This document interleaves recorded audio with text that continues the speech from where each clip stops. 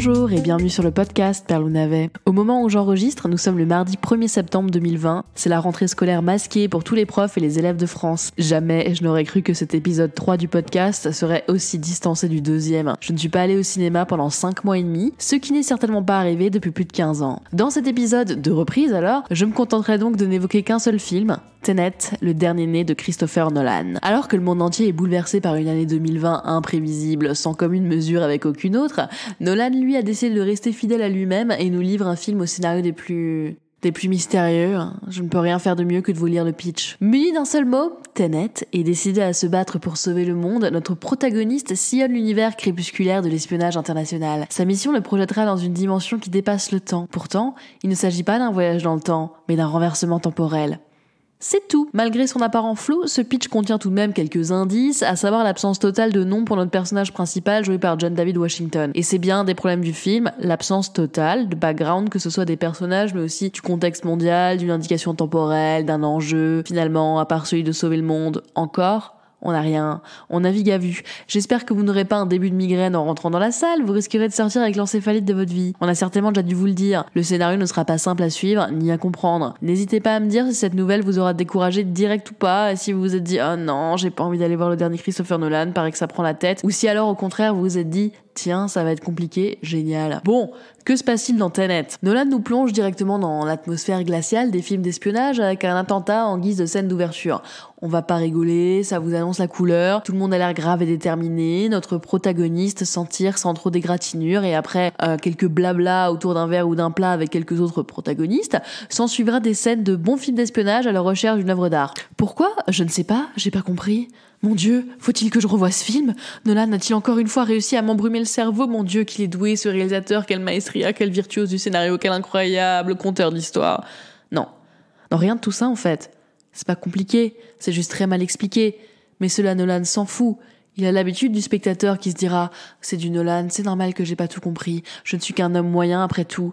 Mais il y avait des scènes d'action, c'était bien. » Alors il s'en fout Christopher, il s'en carre l'oignon. Hein. Lui, ce qu'il veut, c'est pouvoir faire des scènes en utilisant de vrais Boeing et de les faire rentrer dans de vrais bâtiments. Comme quand il était petit, à filmer ses figurines, mais cette fois-ci dans la vraie vie. Il s'en branle, on lui donne de la thune pour faire Mumuse dans la vraie vie.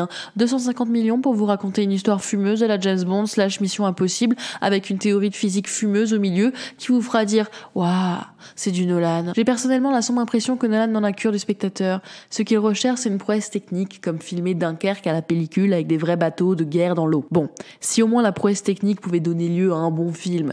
Mais non, Tenet est un film au scénario douteux, monté à la truelle, qui se prend pour un film d'auteur. Nolan a pris l'habitude d'afficher une telle prétention dans ses films qu'on finit par lui pardonner tout et n'importe quoi. Après tout, si tout le monde dit que c'est génial, c'est que ça va bien être le cas, non ? Non ? Elle tournait la toupie ou pas ? Elle tournait ? Bref, après tous les genres qu'il a déjà exploités, il manquait encore le genre de l'espionnage. Donc il vous le sort, histoire qu'on puisse dire « Mon Dieu, qu'elle touche à tout, c'est incroyable !» À regarder ce film, je n'ai pris aucun plaisir face à la froideur de l'ambiance, de l'absence d'épaisseur des personnages et de ce scénario plus mal ficelé que les bas d'une stripteaseuse. C'est pas parce que c'est compliqué, mais c'est parce que c'est mal amené, mal monté, tout bonnement, hyper nerveux. C'est 2h30 de scènes d'action plus rocambolesques les unes que les autres pour pouvoir faire dire « Non mais quel maître de la mise en scène !» parce qu'il a fait marcher 3 mecs en arrière pendant qu'il y en avait 2 qui marchaient en avant. Je vous passe les pauvres dialogues dignes des plus grands philosophes de Bartaba dont il avait déjà fait preuve dans Interstellar. La dernière scène du film vaut son pesant de cacahuètes à ce niveau-là, je vous le garantis. Bon, arrêtons de râler et énumérons ce qui fonctionne dans ce film. Si on oublie que la narration est absolument catastrophique et qu'on aime bien Fast and Furious, on appréciera certainement quelques scènes d'action sur l'autoroute.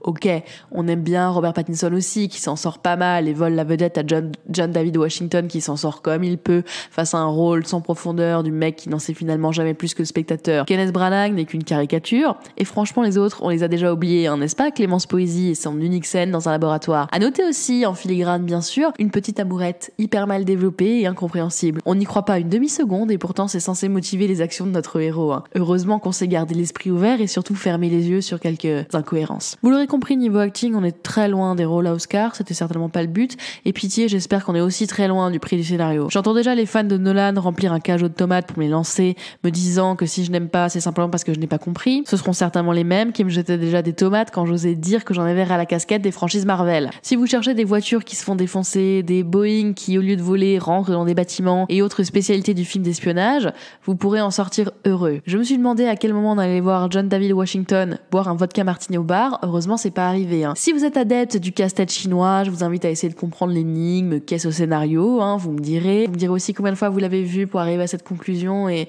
si vous avez dû faire des schémas vous-même pour arriver à comprendre quelque chose. Je sais pas, c'était pas aussi compliqué dans Retour vers le futur. J'ai absolument rien contre les films à tiroir, les Mulholland Drive et autres mystères, mais franchement là, dans Tenet, c'était clairement désagréable parce que c'est n'importe quoi et qu'en plus c'est mal amené, n'importe comment. Il y a pas vraiment de sens, il faut vraiment se creuser la tête et tirer des grosses ficelles pour arriver à vraiment comprendre quelque chose. C'est bien beau de nous apporter à chaque fois une théorie physique pour nous expliquer la vie, mais là très franchement ça frôle doucement le ridicule. J'ai absolument pas envie de me fader 4 fois le film pour comprendre où veut en venir notre cher Christopher, parce qu'un film qui se veut autant incompréhensible est tout bonnement un film raté, au scénario mal amené, au cut grossier. Ne pensez donc pas que Nolan essaye volontairement de vous rouler dans la farine ou de vous servir une soupe complexe. Ces concepts, si on y réfléchit bien, ils sont tous bancals. Donc il n'y a pas de mystère à percer de tout ça, de toute manière ça ne tient pas correctement la route et le pire c'est qu'il s'en fout. Il y aura donc pas grand chose à retirer de Tenet, si ce n'est ce titre de film qui n'est autre qu'un palindrome, puisque ça se lit à l'endroit et à l'envers. Je ne retournerai pas voir ce film, j'espère d'ailleurs ne jamais le revoir, car,